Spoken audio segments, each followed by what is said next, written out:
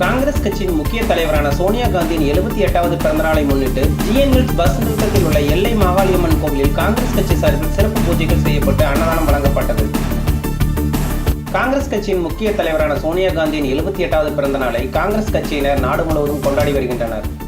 இதன் ஒரு பகுதியாக கோவை ஜிஎன் மில்ஸ் பஸ் நிறுத்தத்தில் உள்ள எல்லை மாகாளியம்மன் கோவிலில் காங்கிரஸ் கட்சியினர் சிறப்பு பூஜைகள் செய்தனர். இதற்கு கோயம்புத்தூர் மாநகராட்சி 15வது வார்டு கவுன்சிலர் சாந்தாமணி பச்சைமுத்து தலைமை வகித்தார். ஐஎன்டியூசி முன்னாள் தலைவர் மௌனசாமி, மாவட்ட செயலாளர் ஷேக் அப்துல் காதர் ஆகியோர் முன்னிலை வகித்தனர். எல்லை மாகாளியம்மன் கோவிலில் விநாயகர், முருகன் மற்றும் எல்லை மாகாளியம்மனுக்கு சிறப்பு பூஜைகள் செய்யப்பட்டு சோனியா காந்தி பெயருக்கு அர்ச்சனை செய்யப்பட்டது. தொடர்ந்து கவுன்சிலர் சாந்தாமணி பச்சைமுத்து தலைமையில் பொதுமக்களுக்கு சர்க்கரை பொங்கல் வழங்கப்பட்டது.